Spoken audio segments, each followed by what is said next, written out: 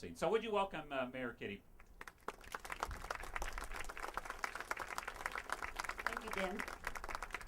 Well, I wouldn't pass up an opportunity to thank you and thank Dan and thank you all, this congregation, for the contributions you make to this community. All over this community, there are wonderful people who do an incredible amount of work, and yet, as you all so clearly put, there's a lot of need still out there.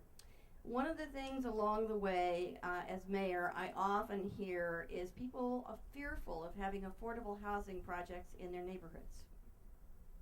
They have a picture in their heads that you can't possibly have affordable housing that anybody who's a regular person would want to live next to.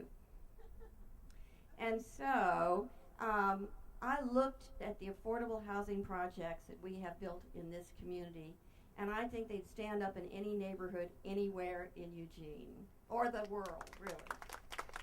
So I asked, can't we take pictures out and show people what we build in this city, affordable housing, to help people who are struggling with their income level to be in really good housing?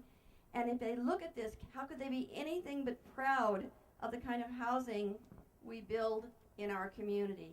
We don't build different housing because people are lower income. We build especially good housing because people are lower income.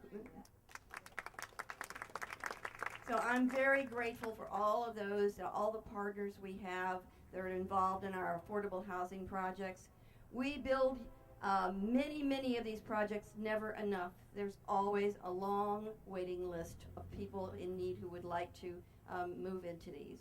But I hope, and this is one of the messages I want to leave you with this morning, I hope you will look at these, and when you hear of an affordable housing project being talked about, that you will speak up and say, well, I know what those are like, and those are good projects and a good place to live, and that you will be that voice that talks to other people in the community. I think that's such an important thing for us all to do. The second thing I'm going to ask you this morning is, when people talk about homeless people, I want you to open not only their hearts, but their knowledge. Because homeless people, as any of us know who think about this very much, could be any of us if things go the wrong way. So they're no different than the rest of us, good, bad, and all points in between. And I would also say, when I talk to people and try to paint that picture, I say, well, the homeless population is single moms with kids, elderly with no family to take care of them, people with disabilities, people with mental health issues, people with addiction issues, people who just lost their job and can't find another one, people who are underemployed and can't afford to be in housing. It's all those kind of people, the people that are just like each and every one of us. But some people, many people, just have a picture of people who are homeless as being one kind of people. Not that your heart shouldn't be open even if they were one kind, but they're not one kind. They are a wide variety of people, and I hope you will help get that message out as well. It's a very important message. It's an important message about respect, and that, but for the grace of God, we could each find ourselves facing those same challenges. So honor and respecting everyone and really understanding who the homeless are. And then I think sometimes people think we don't have anybody doing anything in this community. And I just can't we have probably one of the largest percentage of volunteers of communities all across this country. We have people who are out there working in all kinds of ways all the time. And then people say, why are we such a place that attracts so many people who are homeless? In a way like that's bad. And what I say is, and I hope you will say this too, this is the county seat. This is where services are provided. If people need services, where are they going to be? They're going to be here. So that's just the way that's just the reality. And then I want to talk to you about another reality, and I don't know if Dan's talked to you about this or not. But we probably have done, I don't know, thousands and thousands of housing units and all the work we've done over the last decade or so, and still we have about probably the same number of people who were unhoused as we did in the early 90s. And so that we have more people who fall into need, and we keep trying to meet those needs. Most recently, I have to say I have great praise for the mission and the work that they do.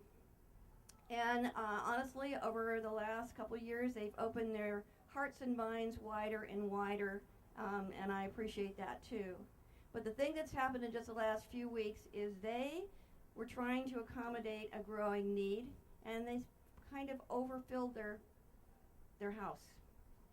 And they began to feel like people weren't safe because they were trying to take care of so many people. So they actually built a wonderful women's shelter.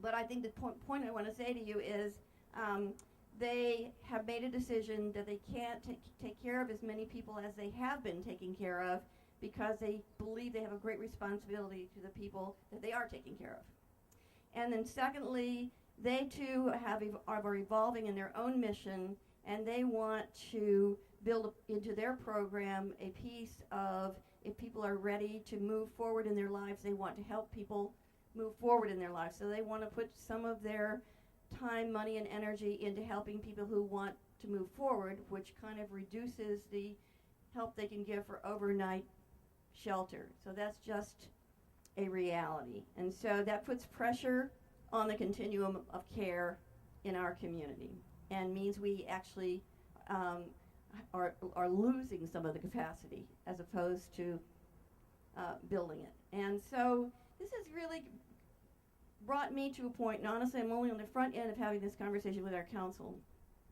but as long as I can remember, we've been having the conversation about the need for more shelter space. And we've, we try to make do with what we have, we try to add to what we have, we try to support what we have. But I think we are, when we've been having this conversation about the rest stop conversation, places for people to be, where they can sleep from safely from dusk to dawn. And every place that you mention as a place where people might be located to go sleep, that neighborhood gets very upset, and we get tons of letters that say don't have it here, because we're scared of that happening. And so I know Dan's going to talk to you about that sort of, but I'm going to say this, that I look at a crisis as an opportunity. So in my view, and we have people who've been working on many opportunities, such as Opportunity Village and the rest stop concept, but even if both of those come to fruition and are terribly successful, they're only going to take care of a small number of people. So the need is still going to be out there. I believe if people do not want rest stops in their neighborhoods, but every one of them says to me, but I care about people, I want them to be taken care of, I just don't want them to be taken care of in my neighborhood or in my park. And so I feel like rather than arguing that with people, because people do have their worries and concerns, I kind of feel like we should be saying, okay, if not that, then what? And so if you don't want anyone in your neighborhood, will you help as a part of our community, all of us working together, to build another shelter so that we can take the burden off all neighborhoods and take care of people who need it. So rather than trying to criticize people, rather than trying to convince them, rather than having that endless discussion, and I believe me, I think it would be endless at this point, I think we can change minds and hearts, but I think that's a big hill. I do think, though, that people see the need, and they need to be shown how they can give. They need to be shown not what they can't do, but what they can do. And we need to have a community conversation, and maybe the beginning of it, ironically, will come out of that new student housing project. Because one of the things that came out of that project was the developers have agreed to put $1 million toward affordable housing. So my take on that is we don't get any change like that coming our way very often. And so I am going to encourage you to have these conversations with other people, and I'm going to have this conversation with council. I think that could be the beginning of a fund to build a new shelter and raise the capacity in our community and be able to take care of more people as we move them from being unhoused to being housed. So I'm hoping that you will join me on that journey. We've been circling around the same barn way too long. And so I'm ready to try to take us to the next step, and I want us to be able to do that together as a community. I haven't had this conversation yet with many people. You are among the first. But I couldn't think of a better place and a better moment and a better topic. Thank you so much for inviting me.